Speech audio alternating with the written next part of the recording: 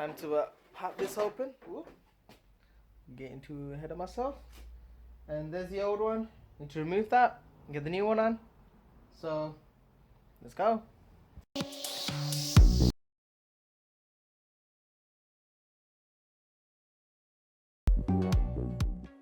So it's now another day. Had to wait a few days for my new radiator to arrive. Got it off eBay. It was really good. Like, I literally got it like saving so much more money as well.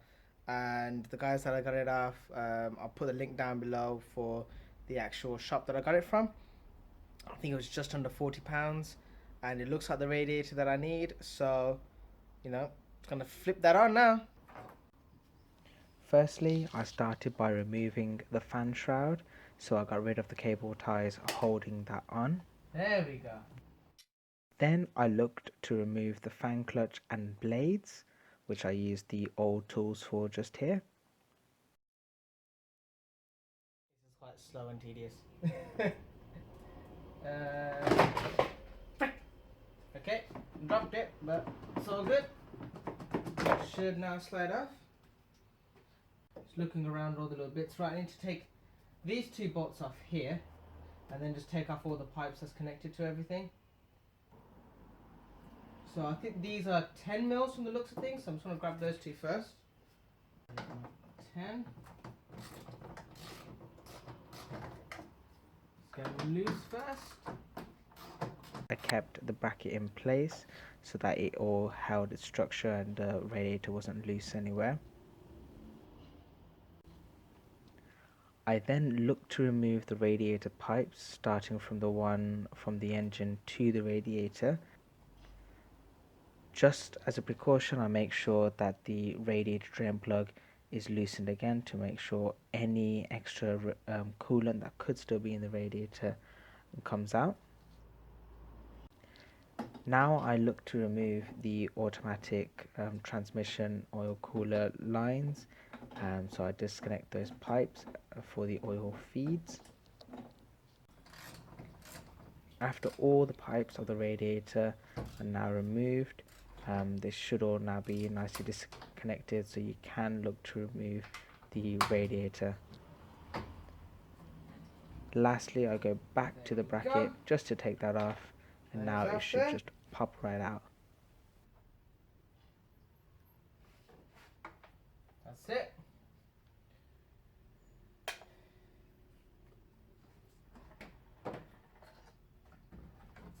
There comes the old radiator. So I've got the radiator out. I've put a little bit of tissue into those holes just to stop any further liquid leaking.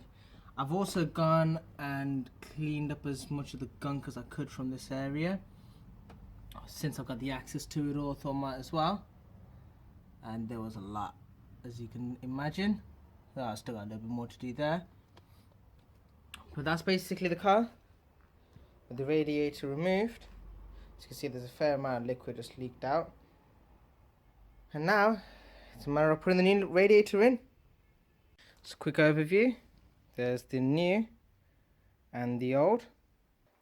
Those two, there and there, they're the important ones for me right now, because the manual transmission intercoolers, the manual radiators don't have them because they don't need to cool down the gearbox transmission like that. So that's the main reason why I wasn't able to get one from all the other shops I was trying to get one from. I can't actually see what's wrong with that one because there's not really that much dirt on it anywhere. There's a bit of dirt at the front, at the bottom, but other than that, it's kind of it looks good from the outside. Just to make sure, while they're both still here. The other one looks slightly bigger. Ah, frick. Right. It's time to see if this radiator will fit in smoothly. So everybody, the difference is, as you can see in the size here, is just slightly different. So from the top you can actually see the size difference. It should actually be okay as long as it mounts up fine. So the mounting rubbers Just taken it off that one and quickly slid it onto this one. That one goes on there. This one would go on here. What I might try and do is seeing, because these two aren't that far apart and this shouldn't really move at any point. Might just use that as basically the mounting point and see if that works.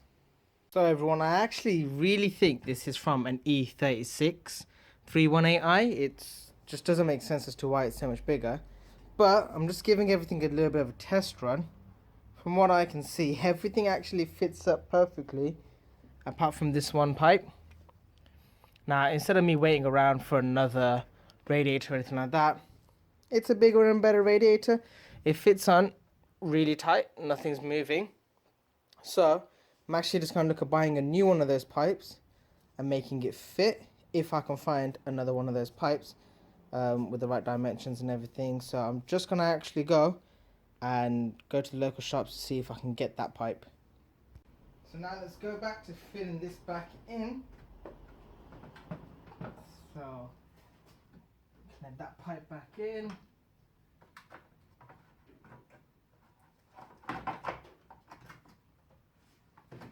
Slide this back into place. One other thing that I think we're having an issue with is the fan shroud, because obviously that's made to fit the smaller radiator, which this one isn't.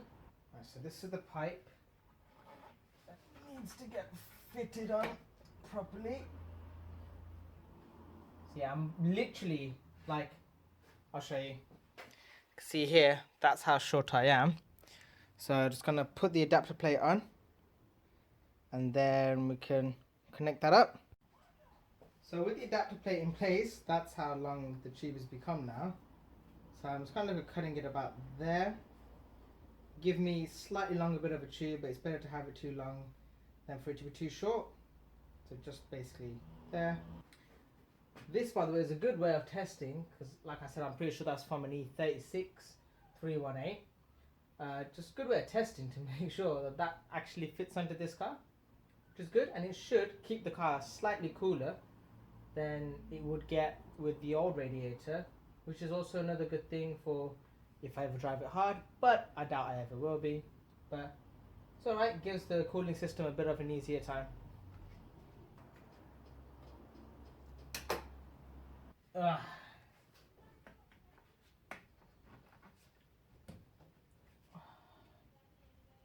Slight bit of a kink there.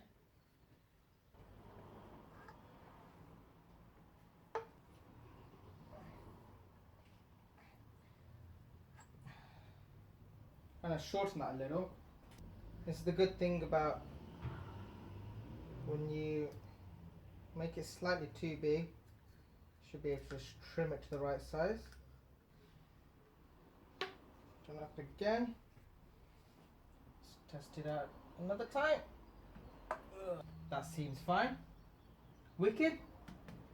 That's all connected. So next up now is I need to check if I've got any more of these, because I need 2 more just to make sure this is on and sealed properly, and then we're all good. So I got my new pieces and now it's a matter of fitting those on. So back to removing this off.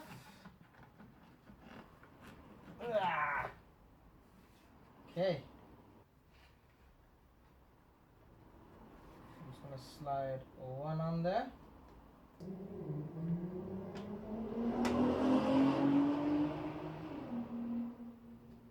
Wonder what car that was. And then I'm going to finish off with this one at the end there. Connect that back up.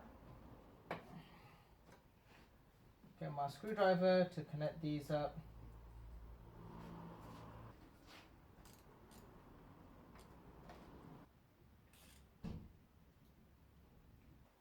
That's how the tube looks now. It's alright. Not too bad for a ghetto fix. What else can I ask for, hey? Just gonna put everything else back on now. That's it, everything's connected up again. All the pipes are joined up. Now I just got to put on the fan clutch again, the fan shroud. You guys have seen me do that before in the past. And once I've done with that, everything's ready. So I've managed to get the fan clutch back on. I was trying to keep the fan shroud on, but it only clips onto this side, doesn't clip onto the other side. I don't know if I can find another one that will fit. It's not fitting on properly because that side's just dangling off, and it's very brittle now. So I thought, you know what, I'm going to leave it off, drive the car without it, it should be fine. And that's basically how it's going to look now, which actually doesn't look too bad. Kind of gives the car a bit more of an open feel to the engine bay, which I prefer because you get to see more of the mechanics and you get to check for leaks easier and everything. So leaving that off, keeping it simple. Now it's time to fill up the coolant, make sure everything's a-okay. Just turned it on. It looks a-okay for the time being. Gonna be bleeding the system now, so gonna keep a close eye on everything. You guys should already know how to bleed the system from my last video. I'll put a link into it. So yeah, watch that if you want to know how to bleed the system. And I'm gonna carry on with bleeding this one now. And hopefully it's gonna fix the problem that I've been having with the overflow of coolant. Peace out, guys. So everyone, good news is the car is basically fixed now, which is just, oh man, I'm so happy that it was such a small little thing with the car, you know, just managed to change the radiator after all of the other things that I had to go through, and it was just the radiator in the end. But I guess now the coolant system on the car is all fixed, so it's all good. I'm happy. I'm very happy with it all. So I hope you guys enjoy the video. Make sure you hit like, subscribe for more content from me, and leave a comment. You know, like interacting with everyone, so it's wicked. But yeah, the build continues, and up next, you know, let's see what happens with the car now. So thank you guys all for watching. See you in the next one. Peace.